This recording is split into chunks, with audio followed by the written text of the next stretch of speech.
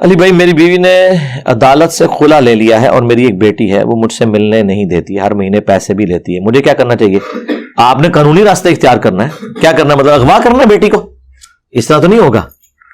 ظاہر ہے کہ چھوٹی بیٹی ہے، ماں ہی کا حق ہے، باقی اگر وہ آپ کے ساتھ زیادتی کر رہی ہے تو اس کے لیے فورم جوڈیشری کا بنا ہوا ہے۔ دیکھیں اسلام کا پورا نظام جو ہے وہ عدل و انصاف کے اوپر کھڑا ہے۔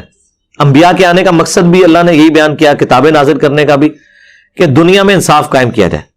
ہمارے ہاں تو عدالتوں کو پتہ ہی نہیں ہے کہ وہ کتنی رسپانسبلٹی کے اوپر بیٹھی ہوئی ہیں۔ عدالتوں کا کام یہ ہے کہ وہ دنیا میں اللہ نے اپنی کرسی پہ اگر کسی کو بٹھایا نا تو وہ جج ہے، لیکن ان کے آپ کرتوت دیکھیں، ایکسپلائٹ کرتے ہیں۔ اللہ ماشاءاللہ اچھے لوگ بھی ہیں، لیکن میجورٹی آپ دیکھ لیں، صبح آپ ذرا عدلیہ میں چلے جائیں، تاریخیں صرف لگ رہی ہوتی ہیں، لائن لگی ہوئی ہے، اگلی تاریخ اگلی تاریخ۔ یار تم لوگوں نے اللہ کو جان نہیں دینی ہے۔ لوگ کتنی دور سے سفر کر کے ایک دن پہلے آتے ہیں، بیچارے ہوٹلوں میں رہتے ہیں اس لیے کہ اگلی تاریخ مل جائے، فیصلہ سناؤ۔ ایک ہمیں امید سی عمران خان صاحب سے کہ انہوں نے اپنی جماعت کا نام رکھا تھا پاکستان تحریک انصاف، اور عمران خان صاحب وہ پہلے لیڈر تھے جنہوں نے جوڈیشری کی آزادی اور ان چیزوں کی بات کی۔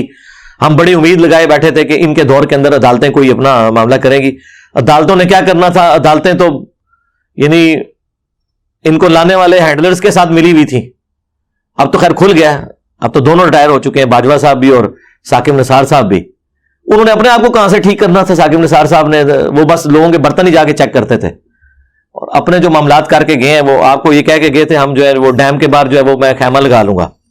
کتنے ہو خیمہ سب؟ تو یہ عدالتوں کا کام ہے، عدالت کی طرف آپ رجوع کریں، عدالت فیصلہ کرے گی۔ رہ گیا اس کا خلا لینا، یہ اس کا رائٹ ہے، جس طرح طلاق دینا آپ کا رائٹ ہے نا، عورت کا بھی رائٹ ہے، وہ خلا لے سکتی ہے۔ مطلب کوئی آپ کی غلام تو نہیں ہے نا، اس کا رائٹ ہے، وہ آپ کے ساتھ نہیں رہنا چاہتی۔ ہاں اللہ نے اس کے لیے مقرر کیا، جامع ترمذی میں حدیث ہے، جس عورت نے بغیر وجہ کے طلاق لی نا اپنے خامن سے، وہ جنت کی خوشبو نہیں پائے گی۔ ہاں وہ ایک الگ معاملہ ہے، لیکن دنیا میں قانون اسٹیبلش ہو جائے گا۔ اگر ایک عورت بغیر وجہ کے بھی کہتی ہے نا میں نے اس کے ساتھ نہیں رہنا، تو اسلام اسے آزادی دیتا ہے کہ ٹھیک ہے نہ رہ۔ جس طرح اسلام یہ آزادی دیتا ہے کہ ایک بندہ کہتا ہے میں ہندو مرنا چاہتا ہوں، مر جائے ہندو، جہنم میں جائے گا۔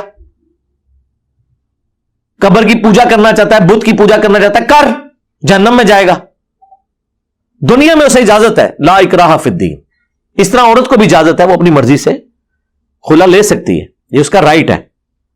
باقی جو کسٹوڈین کے پوائنٹ آف ویو سے آپ بات کر رہے ہیں اولاد کی، تو ظاہر ہے عورت ہی بیٹر پوزیشن میں ہے کہ وہ لک آفٹر کرے بچوں کو۔ وہ مجھے اوریجنل لطیفہ یاد آ گیا، عثمان بھائی بتا رہے تھے کہ وہ کورٹ میں کسی کیس کے سلسلے میں گئے ہوئے تھے، تو کہتے ہیں مجھ سے پہلے ایک کیس لگا ہوا، میاں بیوی کی آپس میں ناراضگی چل رہی تھی، تو جج نے پوچھا کہ جی بچے کس کے پاس ہیں؟ تو اس سے پہلے کہ وکیل جواب دیتا تو وہ جو خامن تھا نا وہ بیچارہ دکھی، اس نے کہا کہ جج صاحب ایک سوال ہے کرنے والا، چوچے جڑے ہیں ککڑی نال ہی ہوندے نے۔ یعنی اس نے کہا یہ سوال ہے کرنے والا، چوزے ہمیشہ مرغی کے ساتھ ہوتے ہیں، مرغے کے ساتھ تو کبھی کوئی چوزا نہیں پھرتا۔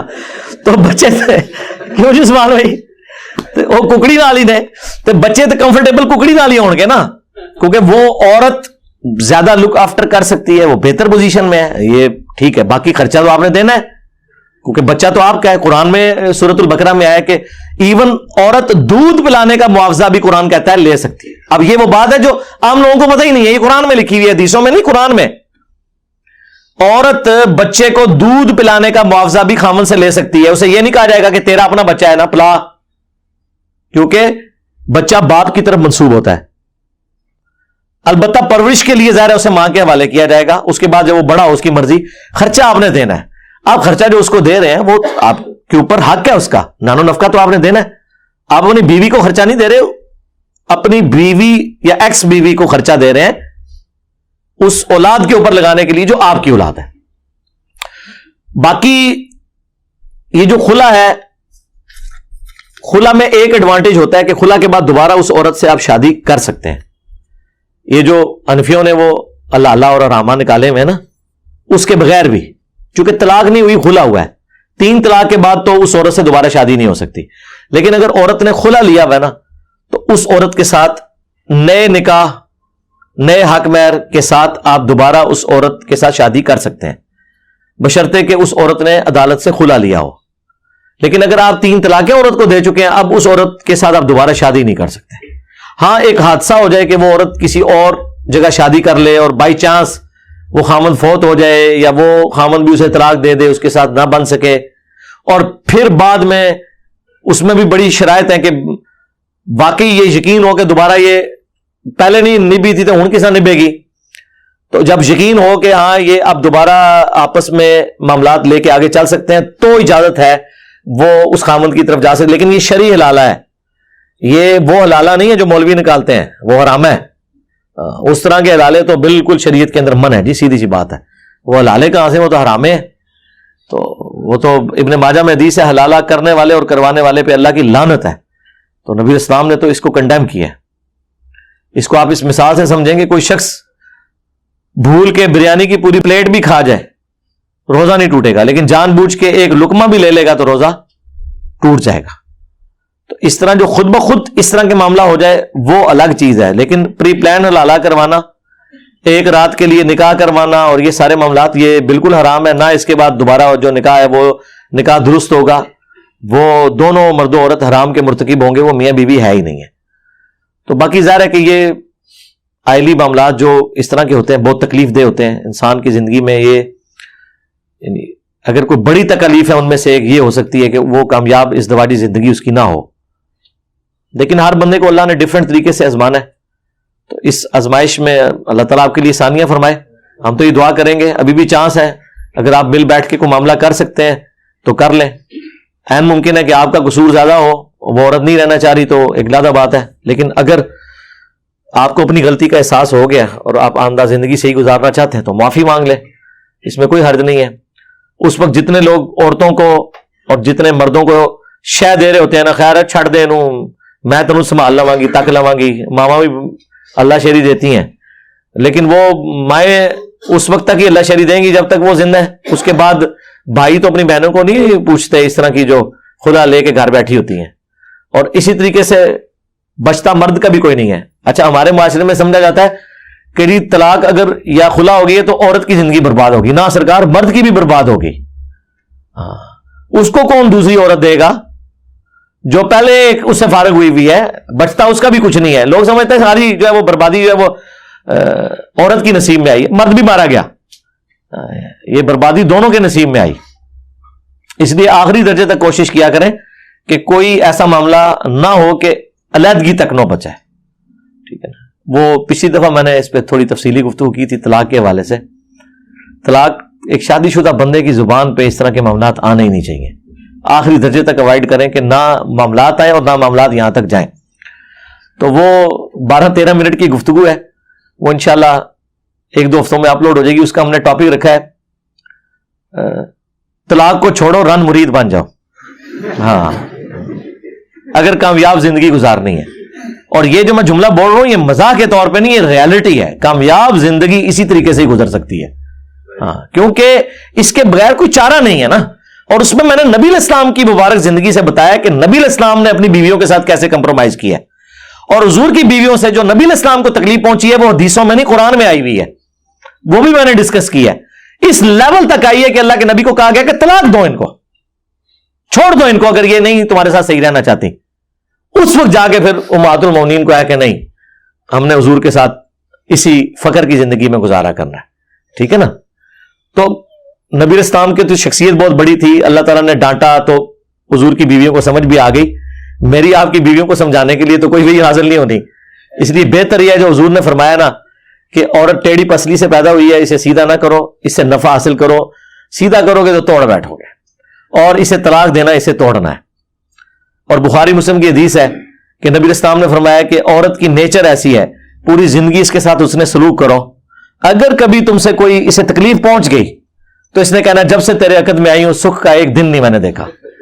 یہ حدیث بخاری مسلم دونوں میں ہے. یہ حدیث ذہن میں رکھیں اور آپ کو کبھی اپنی بیوی پہ غصہ ہی نہیں آئے گا. شادی شدہ لوگ تو بارہا اس ایکسپیرینس سے گزرے ہوں گے، الحمدللہ ہم بھی کئی دفعہ گزرے ہیں. تو مجھے تو بالکل کوئی غصہ نہیں آتا. یعنی جب میرے پورے اخلاقیات کو، میرے پورے معاملات کو میری بیوی 0 سے ملٹیپلائی کرتی ہے نا تو میں کہتا ہوں صدق رسول اللہ نے سچ کہا تھا. تو مجھے غصہ آتا ہی نہیں ہے. میرے نبی کی بات جھوٹی ہو نہیں نہ سکتی. اور میں اپنے نبی کی بات کی سچائی دیکھ لوں اپنی بیوی کی اس زبان کی شکل میں, تو مجھے غصے کی بجائے کہنا چاہیے صدق رسول اللہ, یا رسول اللہ آپ نے سچ کہا تھا, ایسا ہی ہوا ہے. اور آگے رسول اللہ نے کیا کہا تھا, اس کے بعد کیا کر رہا ہے, صبر.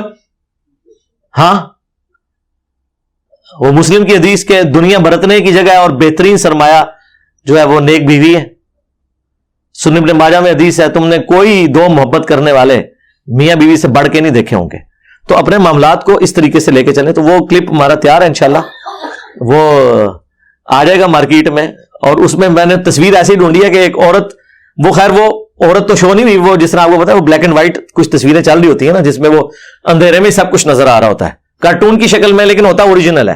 ایک عورت نے بیلنا اٹھایا ہے بہت بڑا اور سامنے مرد ہے, تو وہ تصویر ہم نے لگائی تھام نیل کے اوپر. کوئی مسئلہ نہیں ہے, بیلنا بھی اگر اٹھا لے کوئی مسئلہ نہیں ہے, مارے گی نہیں, بے فکر رہے. عورت اس لیول پہ نہیں, وہ مار بھی دیتے کوئی مسئلہ نہیں ہے نا. تو مرواؤ گے تو یقین کرو دنیا بھی اور آخرت کی بھی کامیابی ہے. ہاں جی, تو وہ ازرائے تفنن, میں ایک بات کروں, بخاری مسلم میں جو حدیث ہے, نبی علیہ السلام سے پوچھا گیا نا کہ میرے سب سے زیادہ حسن سلوک کا حقدار کون ہے, نبی علیہ السلام نے فرمایا تیری ماں. دوسری بار پوچھا تیری ماں, تیسری بار پوچھا تیری ماں, چوتھی دفعہ فرمایا تیرا باپ. اور اس کو سپورٹیو حدیث ہے سنن نسائی کے اندر, نبی علیہ السلام نے فرمایا کہ جنت تیرے ماں کے قدموں کے پاس ہے. تو لیکن جو بڑے ظالم قسم کے مرد ہوتے ہیں نا, وہ یعنی عورتوں کو یہ چیز برابر کروانے کی کوشش کرتے ہیں کہ اب شادی کے بعد تیری جنت میرے قدموں کے نیچے آ گئی ہے.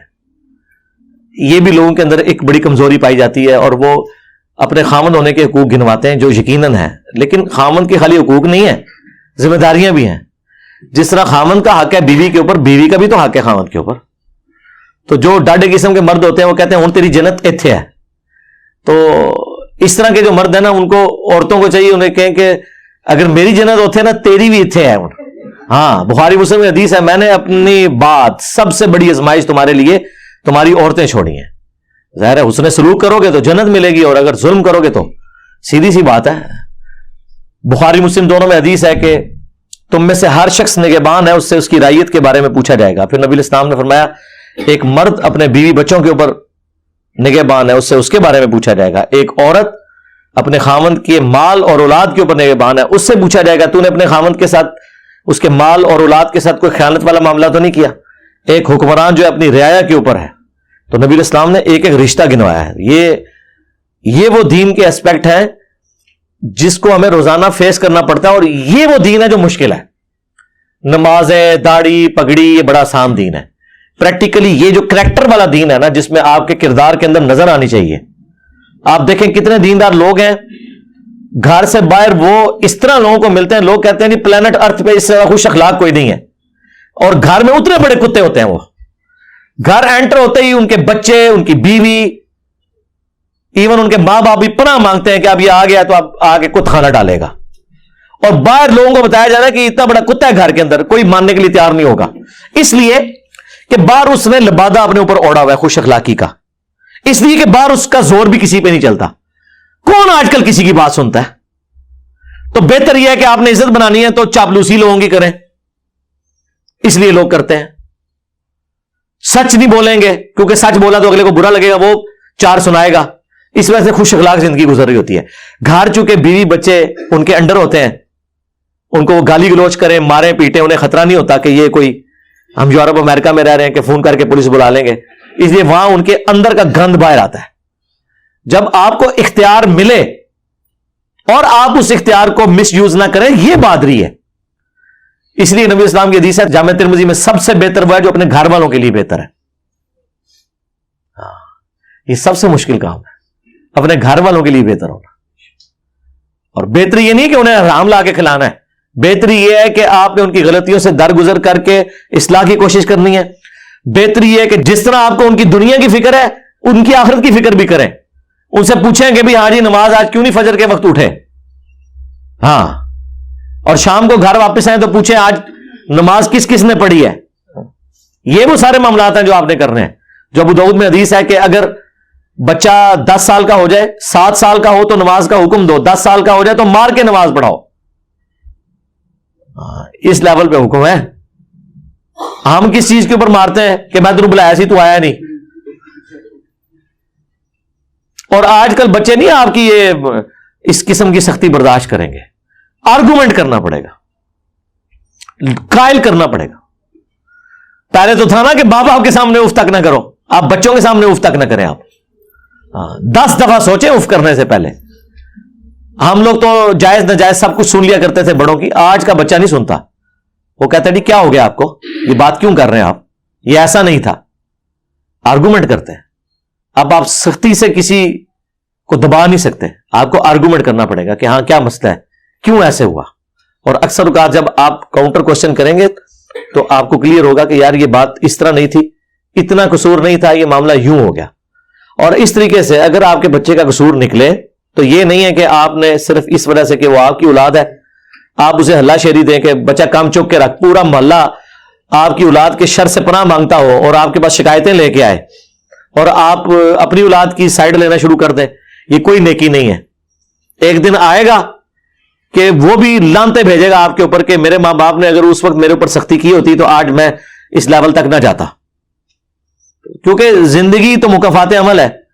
کبھی نہ کبھی فیڈ بیک آپ کو ایسی مل جانی ہے کہ وہ اپنا آپ زندگی رنگ دکھاتی ہے, انسان کے اوپر وہ وقت آ جاتا ہے. اس لیے بیلنس کر کے اپنی آئلی زندگی میں چلنا ہے. اور کامیاب مرد وہ ہیں جو رن مرید ہو. ہاں یہ ہمارا آپ نے سمجھ لیں ایک مدنی فارمولہ یاد رکھنا ہے, اور اس کے اندر کوئی عیب نہیں چھپا ہوا. ہاں کوئی آپ مرید ہونے, آپ خوش اخلاقی سے کسی کا دل جیت سکتے ہیں, بد اخلاقی سے نہیں جیت سکتے. بخاری میں حدیث ہے, اما عائشہ سے پوچھا گیا نبی علیہ السلام گھر آ کے کیا کرتے تھے, تو اما عائشہ نے کہا کہ نبی علیہ السلام جب بھی گھر آتے تو گھر کے کام کاج میں مصروف ہو جاتے تھے. آپ دیکھیں یہاں کوئی سوچ سکتا ہے یہ بات, گھر کے کام کاج میں مصروف ہونا. کہتے ہیں یار دیکھو یہ کون سا مرد ہے. اور یہ سب سے خطرناک بابے ہیں. جس طرح دین کا جنازہ نکالا نا بابوں نے, ہماری نوجوان نسل کی جو بابوں نے تربیت کی ہے نا کہ پاؤں کی جوتی بنا کے رکھنا ہے عورت کو, یہ کامیاب مرد کی نشانی ہے. ادھر بھی بابا ہی مجرم ہے. کبھی آپ کو کوئی یہ نہیں بابا نصیحت کرے گا کوئی اللہ ماشاء اللہ ہو جو اخلاقیات کے ذریعے کہے کہ آپ نے نہیں دماغ رکھو, شروع تو ہی پہلے سے نہیں بیڑا گرک کر لو اپنا. خود تو اپنا بیڑا گرک کیا ہوا ہے, ان کا بھی کر دو.